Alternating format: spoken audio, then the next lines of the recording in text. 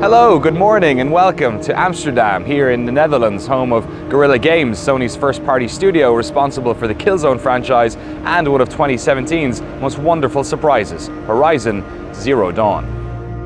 Guerrilla are based in the heart of Amsterdam, a city they've called home for 17 years now. But until quite recently, the studio was only ever associated with a single franchise, a series of sci-fi first-person shooters exclusive to Sony consoles. But after years of developing battles between the ISA and Helghast, Guerrilla embarked on a new challenge to create a game several times the scale of Killzone, an open-world game set in a new type of post-apocalypse. A game with a meaningful story, memorable characters, and a lush, naturalistic world. We know how this story ends. Horizon Zero Dawn has been a massive success for Guerrilla, critically praised and commercially successful. But as I completed the game earlier this year, I couldn't help but think, how?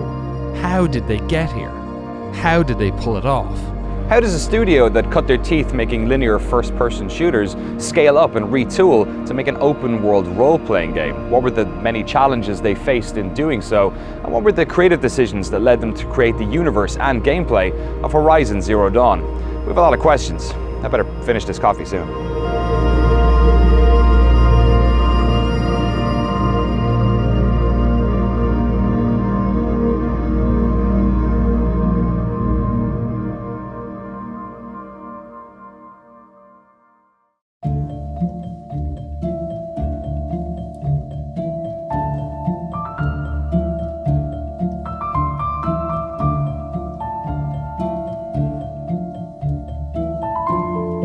Our story starts in the year 2000. Guerrilla Games was created from the amalgamation of three Dutch companies, Digital Infinity, Lost Boys, and Orange Games. At the time, the studio was only about 30 people strong, and many of those people are leads at the studio today. Back then, Lost Boys had been working on a first-person shooter concept known simply as Marines. But during this era of games development, self-publishing wasn't so accessible to small studios, so the first thing Guerrilla needed was somebody to help them make it. They noticed that for all of the success that Sony was enjoying in the console market, they didn't have a strong first-person shooter in their exclusive portfolio. Unlike, say, Microsoft, who were selling consoles based on the word of mouth around Halo. So they pitched Marines to Sony and got themselves the deal of a lifetime. Signing a deal with Sony was that was the ultimate, that was the ideal for an independent developer. I think Sony had 72% market share in that PlayStation 2 era. So for us as a tiny studio in the Netherlands where there was no games industry, to sign a deal with PlayStation to get your title published by Sony, that was exactly what everybody wanted at the time. And then our relationship evolved very gradually. So we did one of our many games and we focused on on Killzone, or Marines, that became Killzone. We decided to basically put all of our eggs in one basket and do one thing very well and not be distracted by other genres and other things. And then that project became increasingly important to PlayStation, and they wanted to make it bigger because originally, and not very many people know that, Killzone was set out to be a budget title. All right. It had a very small budget, had a very narrow scope, and because it was interesting, it looked good, particularly graphically. It was very strong in the eyes of our producers at PlayStation. Now we're talking 2002, 2003. It became a full-fledged AAA game. After 4 years in development, the studio's first game was released. Killzone had a mixed reception from the game-playing public. Many critics noted that it contained the seeds of a great game, but technical issues in graphics, gameplay and sound design made it hard to enjoy it. In truth, the game had barely come together in time, and its multiplayer mode had been crammed in last minute. It was pretty ambitious and had fallen short of both the market and Guerrilla's expectations. But that didn't stop the Guerrillas from setting even loftier ambitions. The team learned from the mistakes of the first game by employing dedicated game designers and installing game directors to help keep the new project on track. Executive producer Angie Smets remembers that time well. So we shipped Killzone 1 and we knew that we had a lot to improve just on our development process. For a while we worked on an internal vision video about what a first-person shooter game could look like for the next generation. And it was meant for internal use only, to be like, a visionary piece. Because when we started, it was going to be a Killzone. Killzone 2 was originally a PlayStation 2 game. If this visionary piece is starting to sound familiar, it's because you've probably watched it. What was meant to be a target video for the team to aim towards somehow made it onto Sony's stage at E3 2005. When we were in the planning stages for this event, we asked many of our development partners, including several teams within our own internal studios, to submit content to be shown today.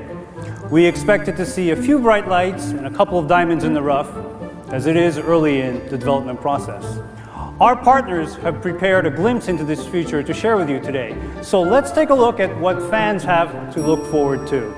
Near the end of the press conference, Kaz Hirai introduced a demo reel of existing franchises that would see games on the upcoming PlayStation 3. And it was there, right after what we now know was the first tease of Red Dead Redemption, that we caught our first glimpse of the second Killzone. Which we thought was very cool. We worked really hard on this visionary piece, our vision for the future of gaming. And then somebody from, I believe it was the marketing group in the States said, yeah, and this is running real time on a PlayStation 3. And we were watching this back home going like, no, what does he just say? Because that's not true. But then we figured like, nobody will believe that because it's obvious that it's all rendered. And then we went online and lots of people actually did believe it. And then we were like, oh, this is not good. Because in reality, I think the first kit had just arrived for R&D purposes. Okay. I'm not sure if we had the first triangle rendering then already, or maybe that even took like 2 more months before we were up to that point. Mm. But the sheer enthusiasm that came out of us showing the trailer did, I think, play a big role in us then being asked to make it a PlayStation 3 title. Right. And that's also when we realized we really had to scale up the team, because the PlayStation 3 compared to the PlayStation 2 was so much more powerful. We could show so much more detail. What Killzone 1 was, it did well. It gave us a reputation for technology, for art. But then in terms of gameplay, that very visceral combat experience, that was Killzone 2. Killzone 2 was a huge success for the studio and cemented Guerrilla as one of Sony's most important first-party studios.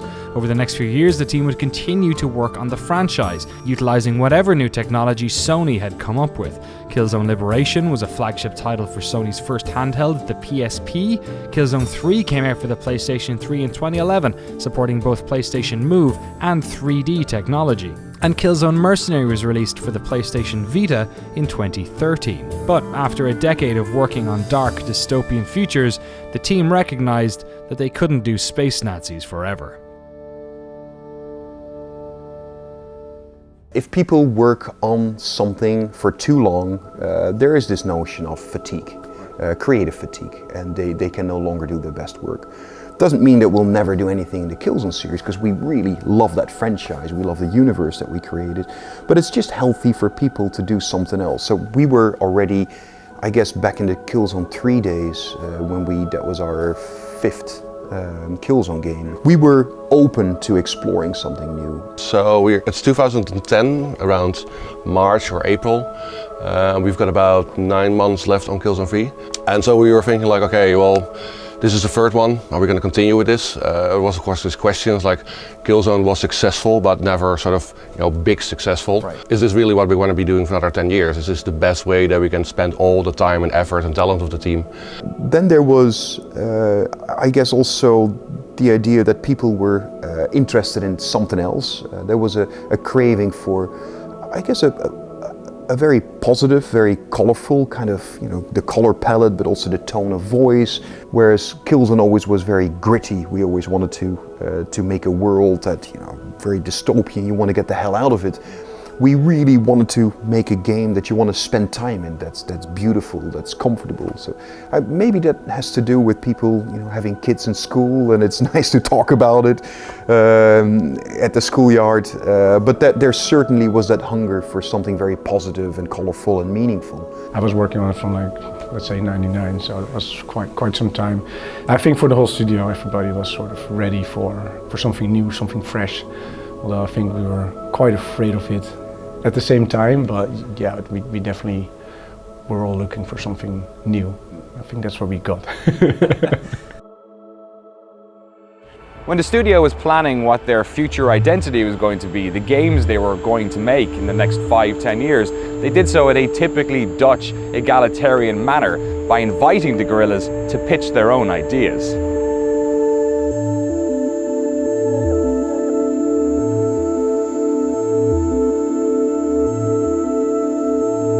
Back in 2010, so that was towards the end of the Killzone 3 development track, we put together a brief, very detailed, probably an 8-9 page brief discussing everything, from commercial rationales to Guerrilla's core competences. We had a lot of constraints and conditions that we wanted the pitches to adhere to. Everybody that worked at Guerrilla was invited to pitch. We're a pretty flat company. Right. It's also very Dutch, not to be too hierarchy focused. So we see everybody as equality is a really important value also in Dutch society. I believe we got almost 40 pitches back. Really interesting to me is that I believe there was only one straight shooter that came back. Right. I mean, there was gun gameplay in many of them, but in a straight, solid FPS, that was only one, maybe two of them. And then that tells you something about the studio. That tells you, and I think that illustrates that hunger, that craving for something new. I might have said no puzzle games, no racing games, because other people are way better at that than we are. So don't do that. But within that, everything was possible. We also went over Sony's portfolio at the time. Sony had no Western RPG in their exclusive portfolio, and you saw a lot of people actually taking that on board, because I think when you, as a development studio, the part of Worldwide Studios, you get that creative freedom.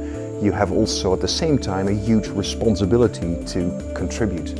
And so the whole studio got invited to do pitches. We got, I think, about 30, 40, quite a bunch. It took us weeks to review them all. Right. So everybody had to do a stand-up presentation of about 20-30 minutes in front of the group of directors and managers of the company.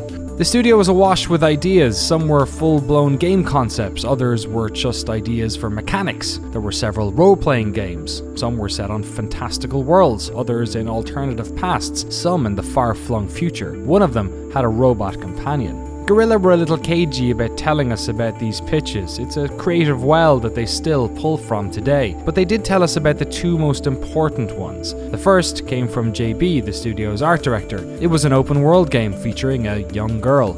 A girl who was fascinated with her world's lost past. A lot of the elements were already there. It had the machines, it had a post-apocalyptic world that was completely overgrown, 1,000 years after the fall of mankind. Aloy was already there, the Tribes War was already there. What we didn't have yet basically was a completely cohesive story about what happened to the world. That was sort of cheating during the pitch, because I said it's a mystery. It was also by far the most risky one. Right. Because sort of even from a point of design philosophy and production, it's sort of like a 180 compared to what we did before. It wasn't clear what the gameplay would be in that game, so that was hard for me to see. That I knew that was going to be a lot of work to figure that out.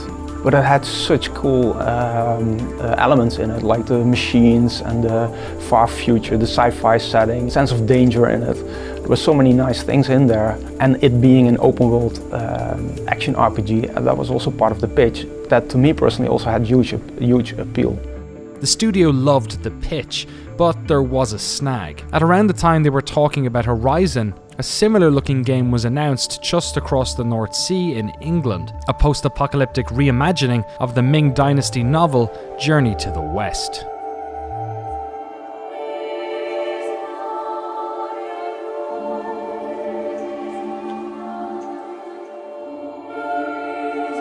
There must have been thousands of people living here. More, Tens of thousands? maybe. At the same time, basically, Ninja Theory was working on a game called Enslaved. Right. And Enslaved basically featured a post-apocalyptic world, a female protagonist, machines that were slumbering that would be awakened. So I myself went to Herman and said, like, I don't think we should do this. It touches too much of these other points. And Herman basically sort of was very reluctant. He said, like, okay, well, I think it's a bad idea to do this, but you know, we'll can it for now and maybe we'll look at it later. And so the company went to work on another project, which also people felt basically was a little bit more safe and secure. It was more in our line. It was a gritty sci-fi universe, but still very imaginative. Guerrilla put Horizon to the side and started working on another game. In terms of gameplay, it was something a lot closer to the work they had done with Killzone, but less linear, more open, and totally different in terms of setting. A sort of alternate universe monster mashup with a striking visual style. Yeah, that was Roy Postma's pitch. Yeah, that was a game, very steampunky, that was his thing. Yeah, it was like alternate history in the Industrial Revolution, and he would throw together all like the historical figures from that time. So you get like the Jekyll and Hydes and all that kind of stuff. It's a bit like, was it League of Extraordinary Gentlemen? Oh yeah. It's sort of that angle. Gunplay in there, but if you look at the concept art that he produced for that, it was very reminiscent of the Order, and we weren't aware of that project at the time. Right. So when that was internally shown, that was, wait, I thought we were doing that, or we were not doing that. How great that they were doing it. The studio worked on the unannounced game for over 6 months, but when it came time to pitch it to Sony, they couldn't get Horizon out of their minds. I think it was some point when we were already pitching the other one that I went to Herman and said, like, you know, why exactly do we shelve Horizon? Because there were some market conditions, other games that came out, and I was like, we should try again. And Herman was actually on the same page. He was thinking the same thing around that time. We actually went quite extreme with this idea of openness and getting and inviting people's opinions. Like many publishers do, Sony, Worldwide Studios gather after E3 when everybody is in LA. We had this meeting of about 150 devs and senior execs as well. Right to the point, basically, where we were going to pitch it to Sony, Herman literally came at sort of like the 11th hour and said, like, get the other pitch as well, get Horizon, and we'll do it both at the same time. And we said, like, well, that's unfair, basically. Here's a highly polished pitch with lots of, you know, interesting animations and game mechanics that already work, and this is sort of like a really rough sketch. I pitched both of them, and I literally just asked people, raise your hand. And it wasn't so much by vote, but I went to see the people that had very strong opinions. And what I really picked up on was the people that loved Horizon. They loved it with a passion. They really liked so many things about it, including the character, the story, that crazy world of that nature, and then the machines in it. So the quality of the likes that we got were really strong, and we built on that. The Guerrillas decided to take the risk and follow their passion. Their next franchise would be set in the world of Horizon. But there were dozens of things that could go wrong. First, Guerrilla had never made an open world game before. They didn't have that expertise. Plus, this was coming out on a whole new generation of console. There were too many unknowables and too many things that could negatively impact the project. So Anji and the leadership team devised a plan to mitigate that risk. They'd work on 2 games. The first, a launch title for the PlayStation 4 in the Killzone franchise. This would help the team build the necessary tools and jump over many of the technical hurdles of working on a new platform. When we were making Shadowfall, we already were making Horizon in parallel. So some of the things in Shadowfall were like test beds for Horizon as well. We're like stretching up our coordinate space because we knew we had to do an open world, so everything had to be wider and larger, and we're starting to do those experiments. So some of the code in Shadowfall actually dealt with like large open worlds, but like was not actually used. But into very late in the day, we couldn't really afford to have two different engines. So it's exactly the same engine. What we did at some point is like the code to run Horizon and Shadowfall was pretty much exactly the same code until the day that Shadowfall shipped. Like you just put different content there, like a different mod pack basically, and it became Horizon. But while most of the studio was working on Shadowfall, a smaller team would focus on Horizon in what they called an ideation process. This is effectively a long, iterative brainstorming process where the team would try out new ideas, build prototypes, and iterate on the game in a small skunkworks project. Horizon could have ended up looking like a completely different game, but the decisions made during this ideation process would steer it towards the game it would eventually become.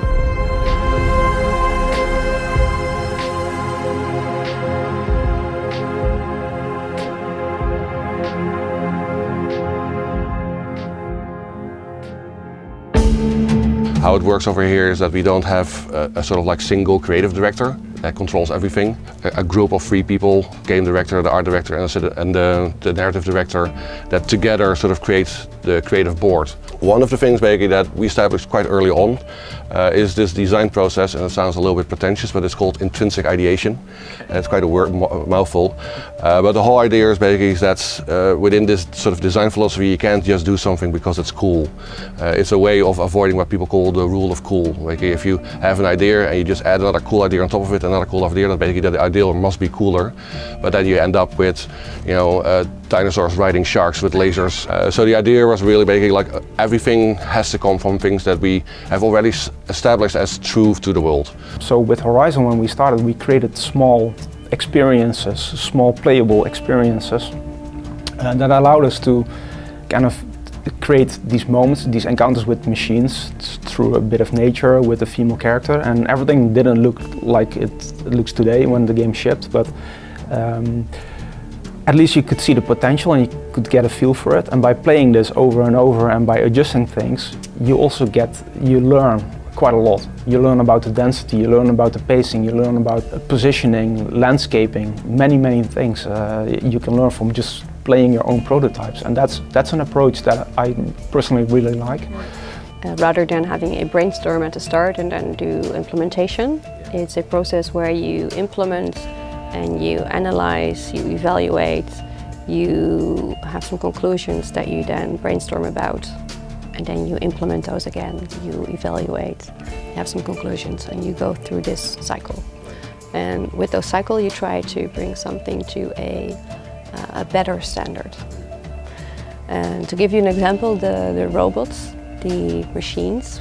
So we started designing those with a bit of a Killzone mindset. Okay. In Killzone, we always had some like flying, more like war machines. If you look back at the designs, they have this sort of military style, and we played around with the idea that they could be sort of like these maybe broken war machines. I think the bigger problem with it was that it didn't work from an emotional perspective, like the emotional core was just completely off. We came from Killzone.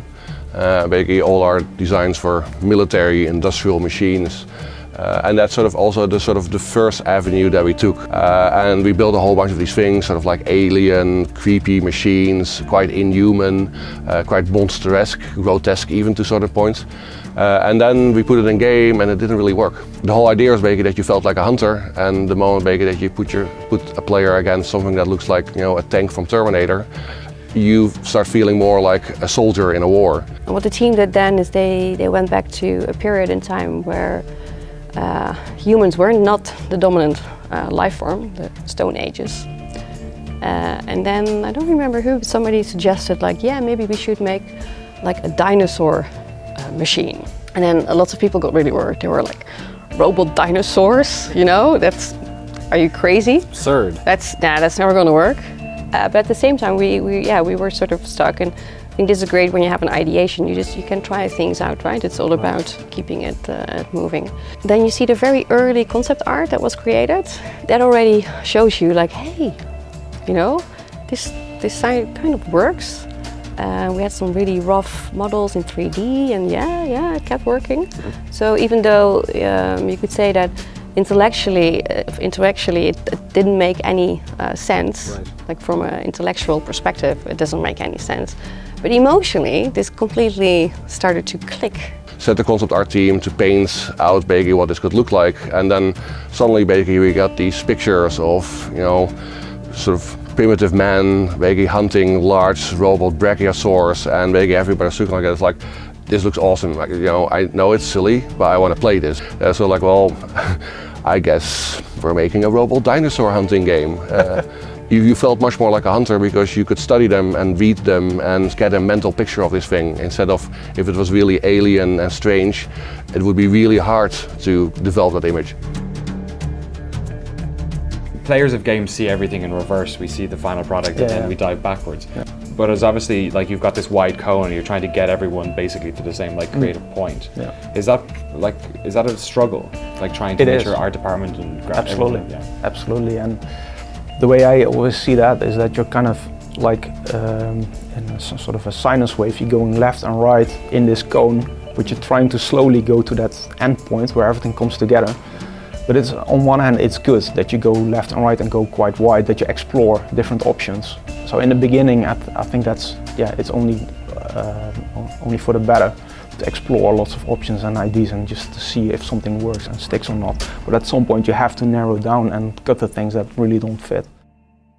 Over the course of this process, the design team was beginning to find its form. The team started to understand how large the world needed to be. It turns out 50 times smaller than what they had originally envisaged. They wanted a denser world, packed with flora and fauna, but this had its own consequences. You may have already noticed the second player in this footage we showed earlier. Yes, Horizon was originally going to have co-op, but to do this, they'd have to drop the level of detail in the game by half.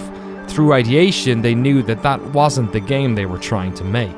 As the project picked up speed, the team realized that they were lacking in two departments, two areas that they had never had to dedicate much time to in the past: narrative and quest design. It's fair to say that narrative took a backseat to gameplay in Guerrilla's earlier work. The stories in Killzone were done by contractors, so they never had an internal writing team. On top of that, linear first-person shooters don't really require a quest department. So to fill in the gaps, Guerrilla would target two key hires: a narrative director and a quest director.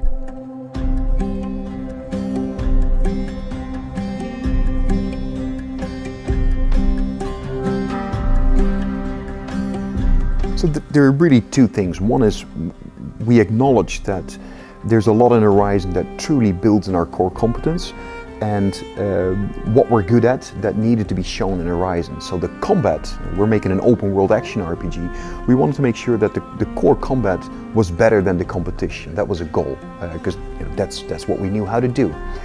And then there were elements that we had zero to hardly any experience with: quest design, storytelling in an open world setting. So that was a recruitment process. We went after some hand-picked key hires on the writing team, on the quest design team, but also we understood that we required a real overhaul of the technology to be able to make that. So the tool chain that you need to build these quests, to facilitate great looking graphics in an open world to the expectations that people have of a Guerrilla title that typically was more linear and therefore easier to build.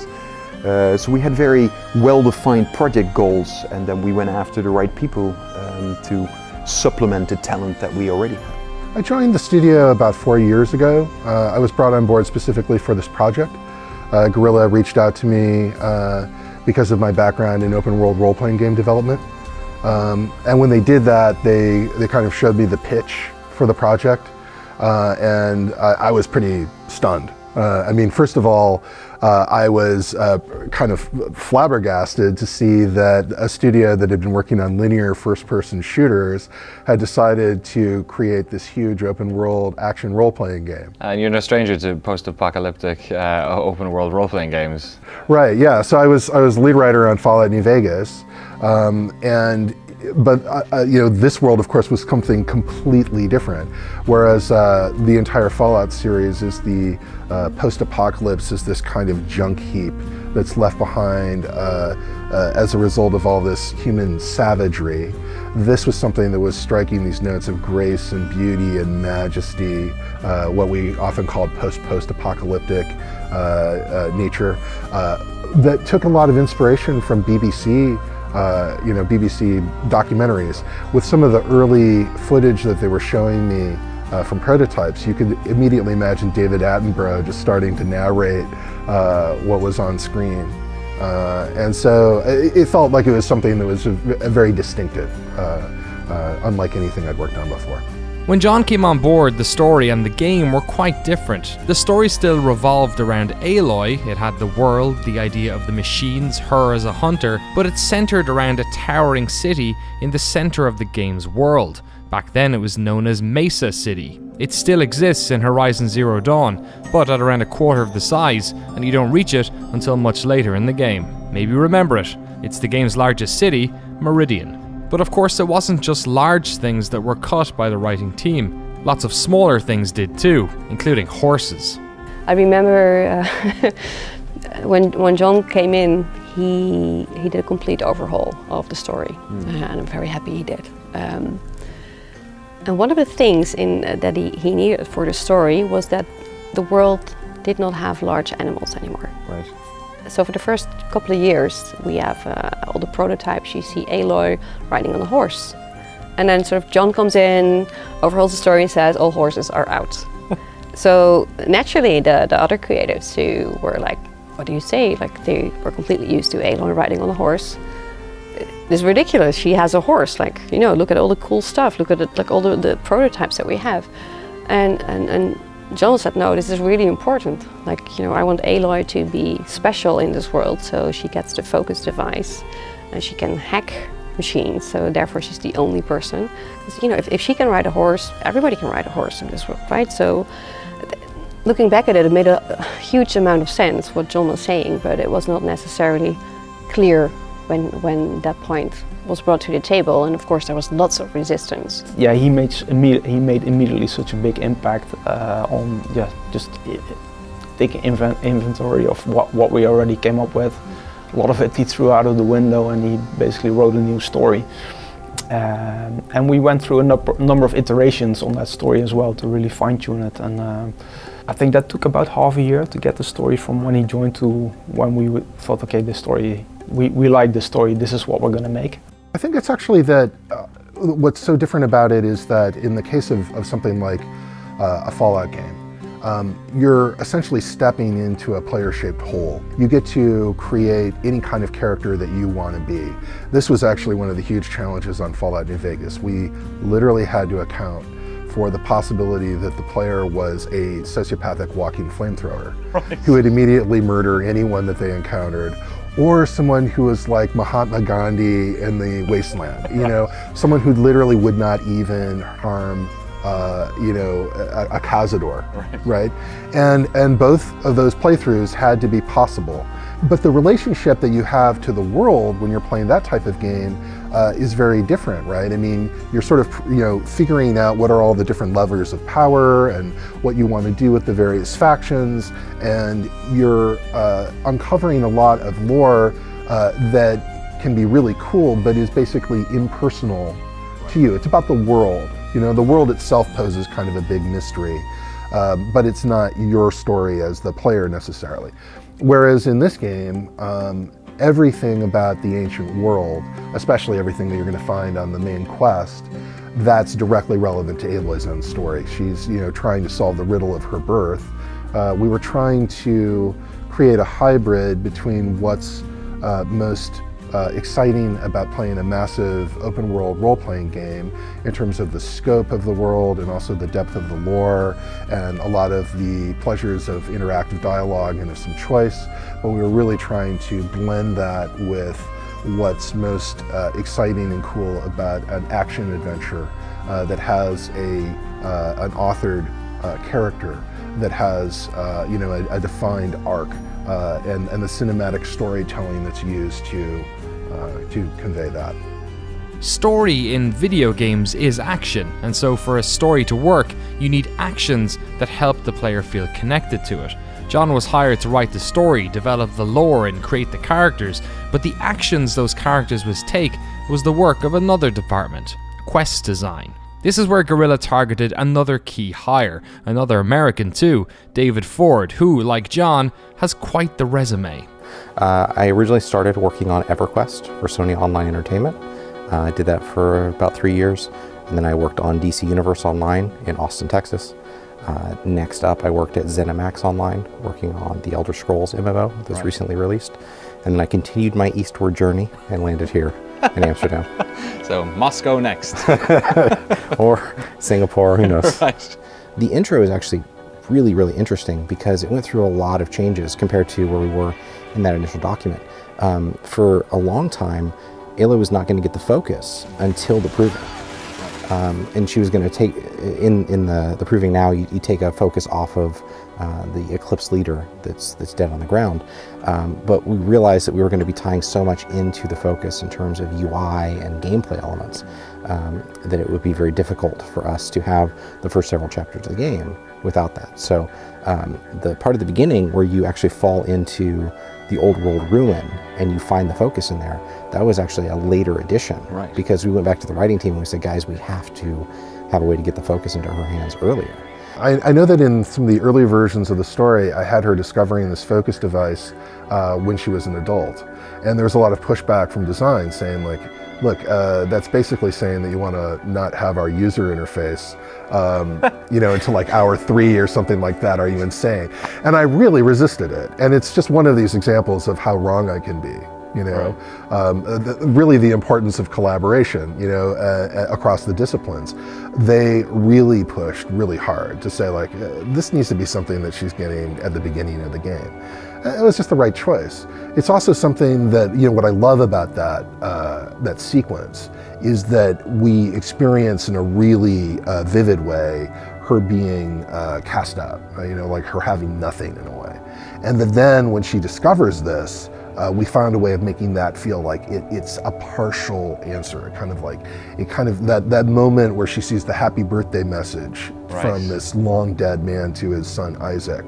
The way she responds to that she's kind of sensing some of this familial love that she wants so much. I just thought that turned out great because it paints the whole promise of the ancient world, again, with an emotional brush.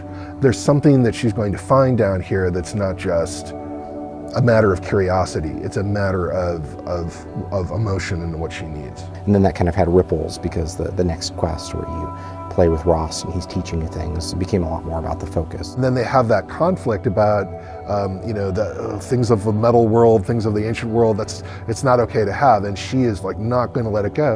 And Ross, to his credit, realizes, I can't take that away from her. She doesn't have anything else. Right. They have that lovely part where it's almost like her playing with her iPhone and he's like, stop playing with that thing. I gotta show you how to hunt. Yeah. Enough screen time. Exactly. David's responsibilities worked in two directions. First, he set up a pipeline to ensure that quest quality was always kept to a high standard. He created what he called an inverse pyramid, where the main quests got the bulk of the attention, side quests a little bit less, and errands were given a lot less time and worked on relatively late in the process. The idea behind this was to avoid a scenario where the game world was crammed full of low-stakes quests, a common issue in many open-world games. But David was also responsible in helping the studio build the tools that would allow for quests to be designed. On Killzone, levels were linear and isolated from one another, but on Horizon, the team would require complex tools that would allow designers to develop quests with waypoints, dialogues, win conditions, spawn triggers, effects, and so much more, all in a world that was constantly being iterated on by the level and world design teams. I interviewed in August, and I was actually invited to come out for a couple of days in September, so I officially started in early October, but I came out for a short visit to meet with most of the engineering team, with Nikhil, the tech director, and a bunch of his leads, where I kind of laid out my vision for how quest tools would work. I'd seen a bunch of different ways of doing tools in other games, ways things had gone poorly, common locations for bugs or common missteps that I had seen up to that point. So we talked about how we could kind of encapsulate the scripting in layers that it made sense for it to be in, and make sure that you're not duplicating a lot of scripting in multiple places, and just making it easier to untie and untangle what you're creating. But when I got here, the tools were, they were all focused around making Killzone levels. Everybody knew that that streaming would be a big one, memory management, because like something like Killzone, splice it into like 100 different shards, and everybody plays the same game from A to B, basically, and maybe there's a couple of paths and twists and you can take a turn, but that's about it. So it's very predictable. You can test to see like, does this part of the game fit in memory, and does it load in time if you load the next part, and there's like, you can put it into an Excel table, and something like Horizon is like you can go in any direction and just leave half a quest behind with all those people with their plans and purpose, because you just like engage with them, and we had no clue like what sort of effect that would have on memory. The tools originally were pretty good for creating bespoke things, but not for this this broader implementation that we needed. It was about a year and a half into development that the tools that we have now really started to come online. Yeah, that's actually something that came from JB, our art director. He was very clear from the start, like, you know, we have to do a lot of stuff with procedural placement because we cannot populate a very rich world or like do the sort of like artistic strokes of like on it and iterate. We can't iterate on a world that big anymore. So he was very adamant, as art directors can be, on a procedural approach, and we made a placement system where the artists define rule sets and that then place like meshes and stuff that they make, but also sounds and entities. So they can, for example, say like, okay, if there is, if the distance to the nearest river is within like 8 meters, and the height is lower than 200 meters or something, we spawn randomly these entities, and you have like fireflies or something, like buzzing bees around creeks. And they say like, when the distance to a river is 0 meters, so basically you're in the river, and the current depth is more than 2 meters, we spawn I call like all those stuff that you find in rivers, all those plants and everything. So like they're all like automatically get that stuff inside. So this is our world data map. Let's just zoom into where we are. So we have a topo water. This tells us where the rivers are. Right. We have one for roads.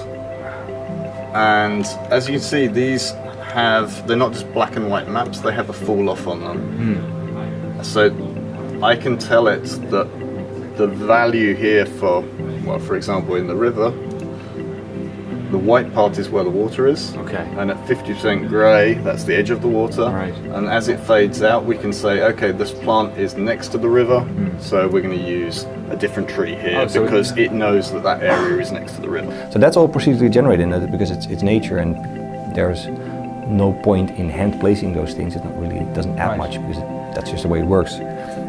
But of course, like, we don't procedurally generate, you know, anything man-made. It's all villages and settlements and everything. That's all just like. What about creature placement? That's all hand placed. Hand placed as well, including animals? No, the wildlife is procedurally made, but it is again context dependent. So you'll find different types of, depending on the type of forest or the elevation or stuff, you'll find different types of wildlife. We decided like that of course we were going to make an open world engine, and everything was going to be like, you know, different streaming system and stuff. And then they decided to put like things the size of entire Killzone levels underneath the ground. That took a long time to get right. I mean, in retrospect it's funny because it's a good stress test for your engine. But yeah, you have all the set of problems that we had in the first person game, we also had. But then in our open world game, underneath the ground, and it had to seamlessly stream. And they also made these ridiculous things where you have like a cauldron underneath the ground, and then right on top of it there's like the hunters gathering or something. And then and we it was really easy for the cauldron to be streamed in. So you were standing there, like, you know, talking with a campfire, and a scene starts, and then somebody disables some streaming triggers because you're in a small conversation, and all of a sudden you see everybody's face going to like 5 triangles and all the texture disappearing, and you're like, what the hell's happening? It's like, yeah, it's starting to stream in a bunker that you happen to be standing right on top of. Streaming the world was critical to ensuring the game had no loading screens and so didn't lose any of its immersive qualities. But another important aspect of memory management is drawing, what the engine spends time rendering for the player. Earlier this year, a Dutch documentary on the studio showed off esse frustum culling, much to the wonder of the game-playing public. I asked Michiel to give us some insight into how that system works. Yeah, first of all, like the whole frustum culling thing, it was really funny to see that explode, because I think it was a really good visualization of something that is like super normal in the graphics industry. I mean, Of course, you don't draw stuff that's out of screen. This was not even about streaming, this was about drawing. You basically, of course, like you have a person somewhere in the world, if you're third person, you have a camera that's somewhere above probably, looking into the world, which is defined by something that ends up being square. So there's a point in space from which a sort of like square thing called a frustum, you mention everything that's outside of the frustum you don't have to draw.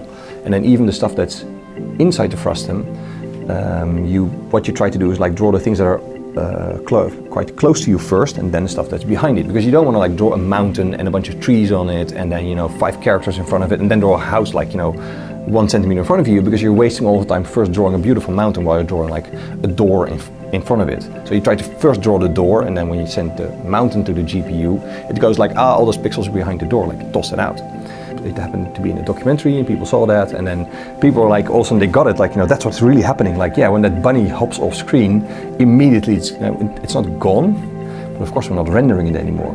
The tools the team built were critical to the success of Horizon, but they worked so well that another team has now started using them, a team working on one of the most anticipated games in recent memory. When Kojima-san was around, we did a bold move, and I think JB, our art director, and myself made like a 340-page PowerPoint presentation with all the cool stuff that our engine did, and then at the end of it we offered them a wooden box with a memory stick in it and said like, here, have our engine source code. They went through a very deep investigation that I've later seen the results of. Big Excel sheet, like hundreds and hundreds of lines of like investigation. It's like one of the most thorough and like battle-hardened teams you've ever seen. And in the end, they were looking very specifically, I can't say too much, but like they knew which game they want to make. Hideo Kojima has a really good idea about what he wants.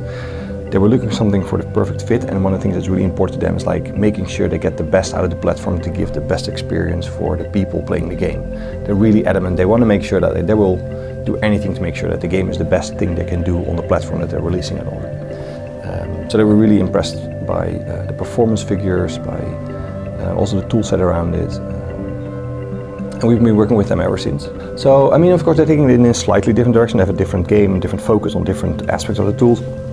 A lot of stuff, they have a lot of experience in a lot of different areas, and they come up with questions and suggestions, and they help us design better versions of our tools as well. I mean, it definitely works both ways.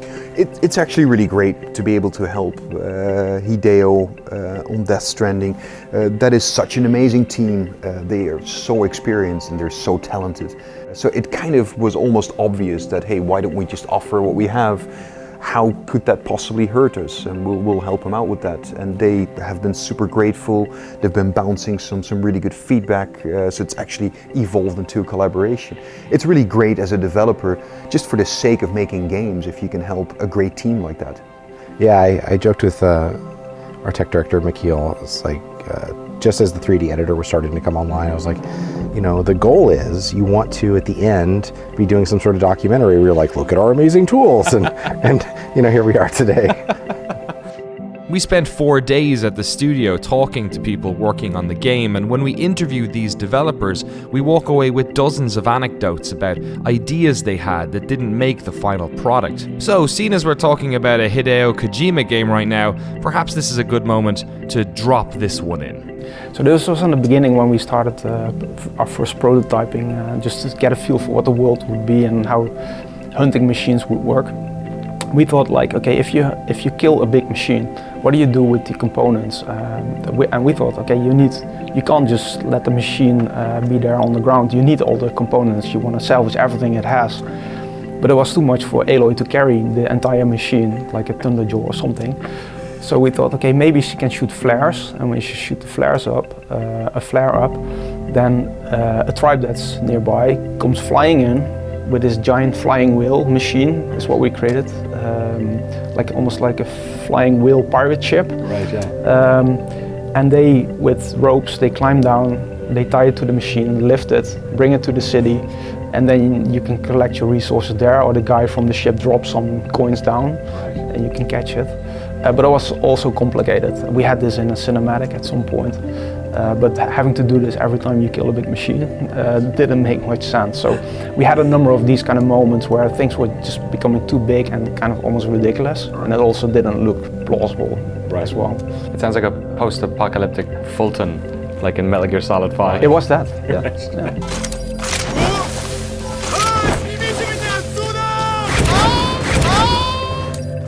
The various teams at Guerrilla were hard at work on their slices of the pie. Narrative was crafting believable characters and an emotive story. Quest design was making sure the missions in the game were diverse and engaging. Art was designing thousands of assets. Production was trying to ensure that everyone hit their milestones and that the game was coming together. Tech was trying to ensure that the whole game loaded in on time. But there's one critical piece we have to go back to, the idea that started this whole project off: the machines. The more military-style machines the team had originally envisaged are still in the game. They became part of the story as old-world weapons of war. But the animalistic machines we now know and love went through a dramatic evolution of their very own.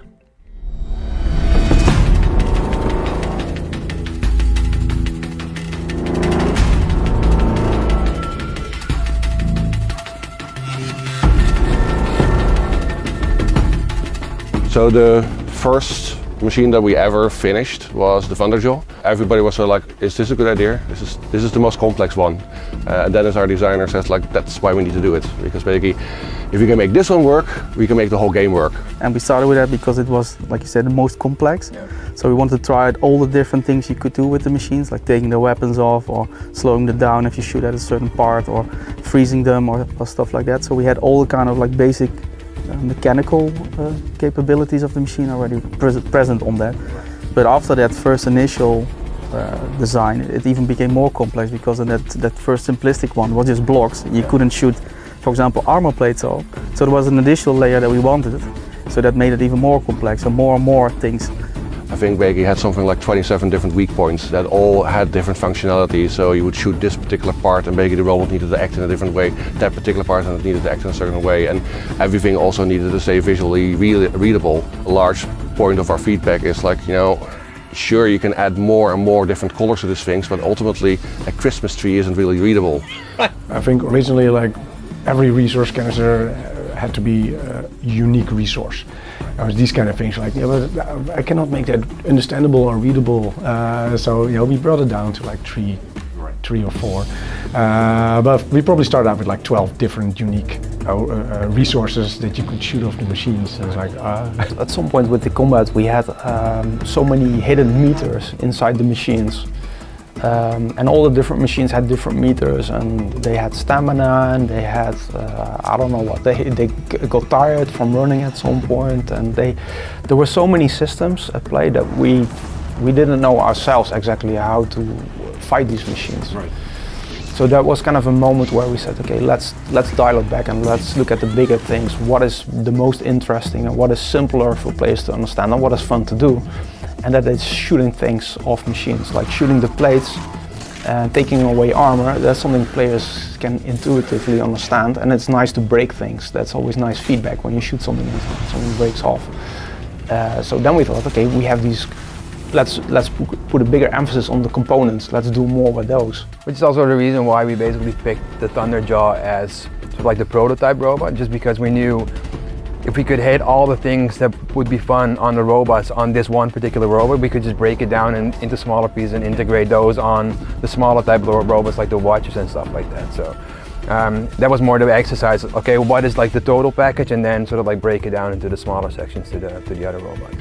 But it took us 18 months to develop it. At EV in 2015 when we announced it, this was also pretty much basically the only fully functional machine that we had. And even then basically it required a lot of scripting to keep this thing working. But sort of like it was this race towards, okay, we're going to show the world basically that we have a game where you can hunt robot dinosaurs. So make sure this works, and this it works really well. We go!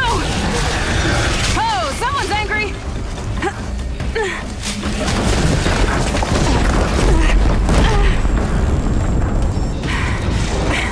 Gotta get under it. Got it! All the design documentation for robots were like 50 or 60 pages per robot. Wow. Before we eventually started making them. Because everything had to be thought out first.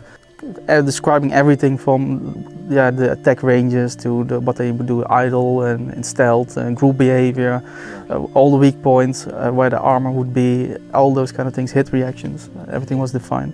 For example, with the Ravager, right? The Ravager was, I think, actually the one that we started like a full new production on after we did all the prototyping. And then looking at it from a game design point of view and also from a visual point of view, that thing was just a predator, just like hunting its prey, right? So that's the one thing that I really wanted to emphasize in animation. And that's where also like as soon as we started to look for reference for like panthers, hyenas, etc. that are chasing their prey, there's all like, especially a cheetah, for example, like they have such high speed that as soon as they sort of like try to change direction, there's all this sort of like out of control motion on their legs, try to keeping up with the speed, and that's something that I really wanted to emphasize on the motion on those. To build a machine based on an animal with muscles again, you get all these nice like organic lines. You know, you get all these nice power lines and power curves and all these kind of things in it. And then we started building like the framework over it, and I started, instead of like doing the hexagonal, you know, machine stuff, we started like following the lines, and everything became nice and organic. And on top of that, you put like the plating. And of course they follow these lines as well, and then you put in the detailing. So instead of like this sort of super angular hard surface kind of machine, you know, from the inside out we actually build out this new machine that has all these, you know, retained all these nice curves and became really, organic and actually became alive. One of the strongest aspects of the machine's design is their sound design. The machines in Horizon sound terrifically unique while giving the player critical audio cues for them to react to. As I discovered, much like the design and animations of these machines, a lot of the inspiration for the sounds came from animals. That's something that we wanted, like for the attacks have a very specific audio cue, so that even off screen you would know an attack would be coming, next to the visual kind of things that we do. And we wanted to have that character that we were describing also kind of represented in the audio. I think she also used like a chihuahua for the scout in one of its attacks, to have that kind of like jittery dog kind of feeling, like the rah, rah, rah, when he goes at you. Okay, so the long legs I think had the chicken sound, but also, I don't want to say this, but yeah, I'll say it, whatever. It was a lot of me actually. All right. It, yeah. And mimicking a chicken? Yeah. People will hear it after this. I'm ruining it. I hate this. So actually, when I got robot designs, there wasn't any instructions as to they're going to have a vocalization. The term vocalization came purely from actually my idea that I need them to create a character. My goal was to have, especially for the machine types that are sort of in a group structure or in a herd, and if they're clearly exhibiting animalistic behaviors, I thought, okay, they would talk to each other, I guess. You can just observe them and have this chitter going on. But they had to be balanced against the cues that you really needed to communicate. Say when they see you first time, or when they get alerted to something, or when they're in between in a combat situation, occasionally they taunt you. And all these animations that actually are there, they're there to create their, sort of communicate their character, but also a function. So to create this sort of iconic, relatively easy to recognize kind of sound, but still keep them attached to the size or the character of the robot. Our goal was that by not looking at the enemy, you could tell what it was doing and where it was, by hearing. So you would hear if it was searching, if it found something, if it was going into combat, if it was about to attack. So all of these stages, all of these behaviors that are important for the player, we wanted the player to only, by audio, to be able to know what was going on. So that helps if, once we got that sort of working, that helped enormously with some of these enemies that might not be in your view. You could still hear what they're doing. And I think players, maybe not consciously, but I think they at some point will learn with specific sounds of machines what's going on, and if they need to run or dodge or do something else. Yeah. Over the course of years, these machines evolved from concept drawings to prototypes to the machines we see today. They were iterated on, given new looks, personalities, new combat rules, audio cues, and so much more. They look and feel like real, believable, animalistic machines. And so perhaps the biggest testament to the quality of work that was done to animalize these robots was how that work impacted the wildlife in this game. Is there any AI or anything that's shared, or animations that's shared between the machines and the fauna, like just the animals? Yes, we did reuse some animations for the fox, I think. I think basically all the like the wildlife, as we call it in game, is basically a variant on one of the like machine animation that we did. Just it was like one of the time constraint things, but in the end it actually worked out. Just because they're so animalistic, it basically actually transferred over to them really quick. And as soon as we had that, we just polished them up a little bit, of course. But a lot of sort of like the base animation for those wildlife things become from the machines. Yeah. They evolved into real creatures. Yes, exactly. The game was chopped at and added to for years. It didn't originally have human-on-human combat, but through playtesting, they realized they needed some for variety and to help show the various types of tribal cultures. The tallnecks, known internally as com-giraffes, were originally huntable. You may remember them walking in herds in the original E3 2015 reveal. But some of the team didn't think murdering these elegant, non-aggressive creatures worked with Aloy's character. There was years of work done to create believable tribes with distinct beliefs, superstitions, and cultures. We're going to publish extended interviews containing a lot more of this deep, spoiler-rich insight at a later date. As the project barreled towards their 2017 release window, so much more had to be completed. A game at this scale requires so many elements working well and well together. The team all agreed that had it not been for these final months, Horizon Zero Dawn may not have come together at all.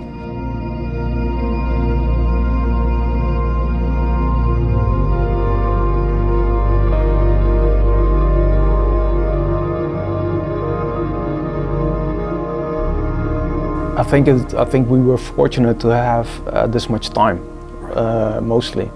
Figuring out kind of lots of important things like Aloy, who is Aloy, what is her personality, what is her story, how old is she, what does she look like, all this stuff just took a lot of time to figure out.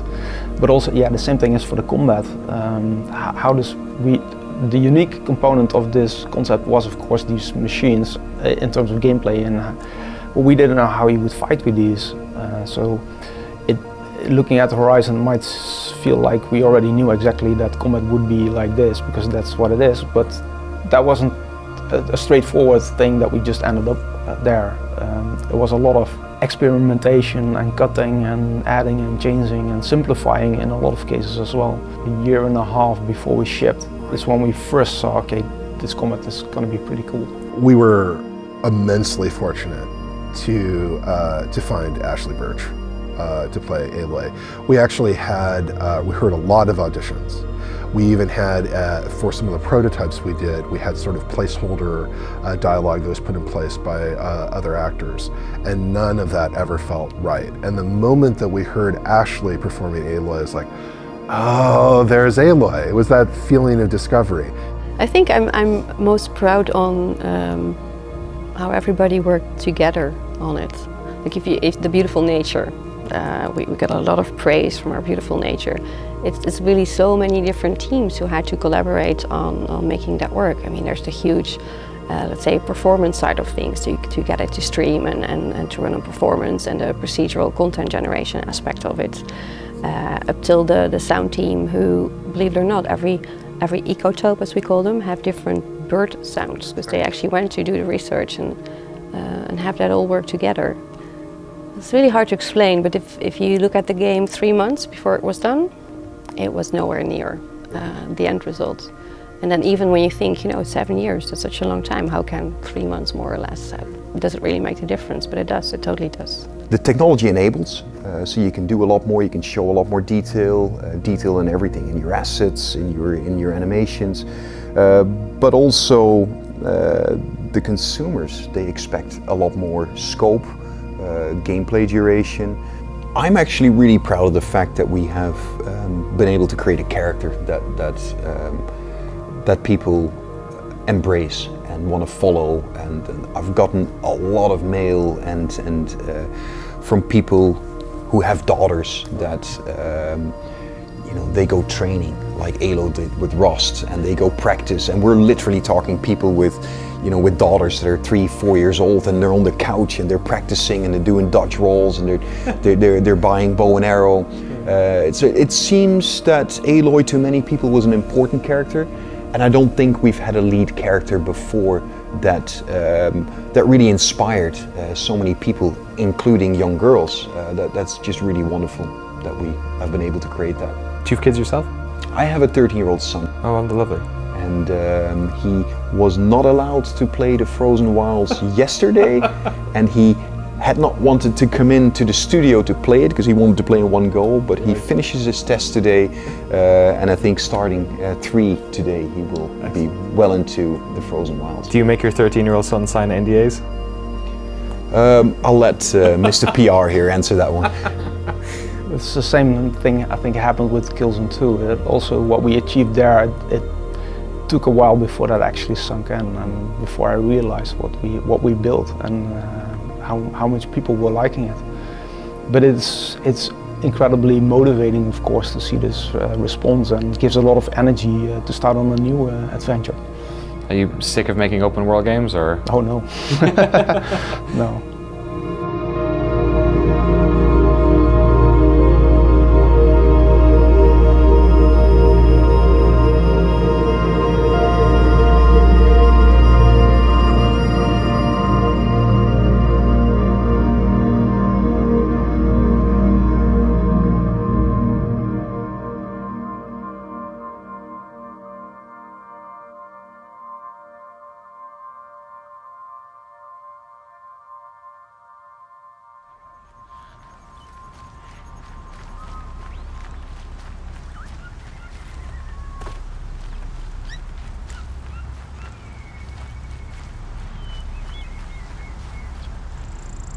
These are cheap.